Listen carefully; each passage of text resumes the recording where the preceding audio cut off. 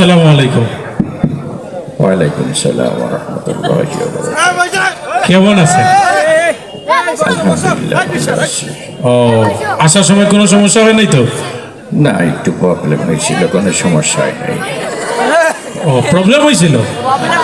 আচ্ছা, যাই হোক, প্রিয় দর্শক, আমরা শুরু করছি আজকের এই অদ্ভুত কবিকে। আপনারা সবাই চেনেন?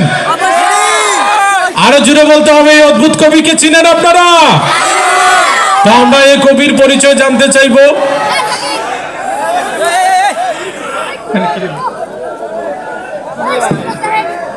আচ্ছা, আমরা অনুষ্ঠানকে তো কবি সাহেব আমরা জানতে চাচ্ছি আপনার নামটা কি? আমার নাম হইতেছে মহিউদ্দিন হাসান আল কবিরাজ। ও, কি কবিরাজ কেন? আপনি কি কবিরাজি চিকিৎসা করেন নাকি? এত বেশি বুঝলে তো বয়স ভালো না। চিকিৎসা করলেই তাকে কবিরাজ বলে, এটা তোমাকে কে বলেছে? তোমরা ঋতুর রাজাকে কি বল? ঋতুরাজ? বসন্তের রাজাকে বসন্তরাজ? আমি হইতে আছি কবিদের রাজা, তাই কবিরাজ। ও আচ্ছা, আপনি এই জন্য কবিরাজ? হ্যাঁ। আচ্ছা আচ্ছা, কবিরাজ ঠিক আছে।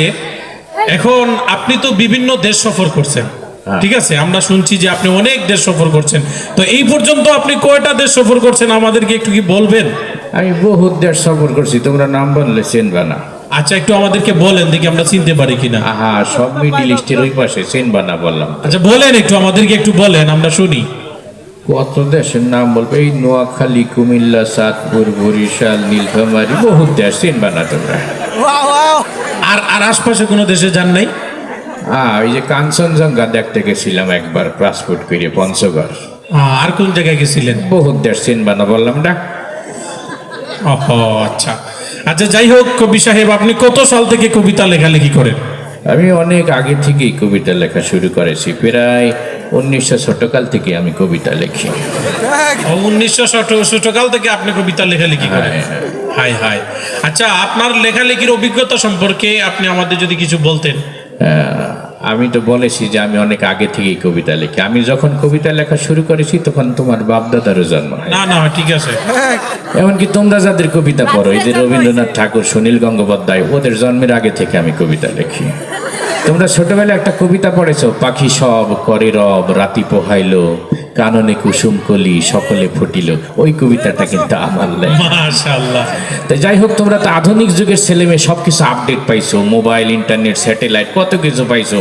এক একটা অক্ষর পাইছো, অক্ষরের সাথে আবার আকার, রসিকার, দীর্ঘিকার, রসকার, কত কিছু। আমার যুগে এত কিছু আবিষ্কার হয় নাই। এই যে তোমরা আরবি পড়ো, আরবিতে যে কোরআন শরীফের আয়াতে যে জবরজের পেশ, ও কিন্তু প্রথমে আবিষ্কার হয় না, পরে আবিষ্কার হয়েছে। আগে শুধু হরফ ছিল।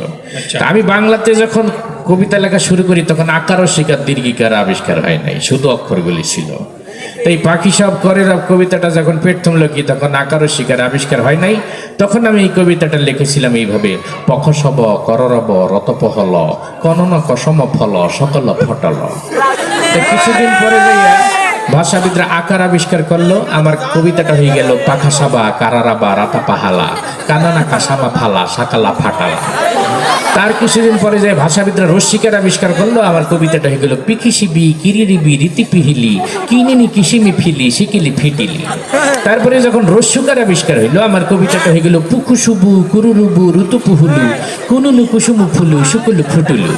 যখন একার আবিষ্কার হইলো, আমার কবিতাটা হয়ে গেল পেখে সেবে কেরে রেবে রেতে পেহেলে, কেনে নেকে সেমে ফেলে সেকেলে ফেটেলে। যখন ওকার আবিষ্কার হইলো, আমার কবিতাটা হয়ে গেল পখসব কররব রতপহল, কোনুনু কুসুম ফল, সকল ফটল। যখন ঔকার আবিষ্কার হইলো, আমার কবিতাটা হয়ে গেল পৌ খৌ সৌ বৌ কৌ রৌ রৌ বৌ, রৌ তৌ পৌ হৌ লৌ, কৌ নৌ নৌ কৌ সৌ মৌ ফৌ লৌ সৌ কৌ লৌ ফৌ টৌ। যখন সবকিছু আবিষ্কার কমপ্লিট হয়ে গেল, আমার কবিতাটাও কমপ্লিট হয়ে গেল। পাখি সব করে রব, রাতি পোহাইলো, কাননে কুসুম কলি, সকলে ফুটিল। আচ্ছা, সবই বুঝলাম। যখন অক্ষর আবিষ্কার হয় নাই তখন কেমনে আপনি এটা আবৃত্তি করতেন? অক্ষর যখন আবিষ্কার হয় নাই তখন আর লেখ মুখি দিয়ে তো অক্ষরই তো নাই। তখন আমি এই কবিতাটা ইশারা ইঙ্গিতে বলতাম এইভাবে।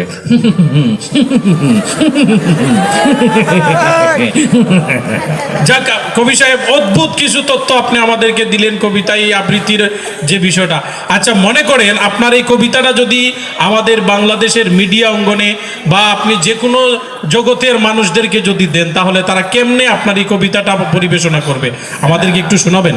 আমার এই কবিতাটা তো ছোটবেলায় সবাই পড়েছে। আচ্ছা তা মাদ্রাসার ছাত্রদের সাথে যেহেতু আমার উঠা বসা, ওদের আবৃত্তি তো আমি প্রায় শুনি। আচ্ছা আমি একদিন চিন্তা করলাম যে সিনেমা জগতে যারা কাজ করে ওরাও তো আমার কবিতা ছোটবেলায় পড়েছে, দেখি ওরা কিভাবে আমার কবিতা আবৃত্তি করে। তো একদিন আমি এফডিসিতে গেলাম, এফডিসিতে যাইয়ে দেখি প্রথমে একটু দরজার কাছে ডিপজল খারাই গেছি।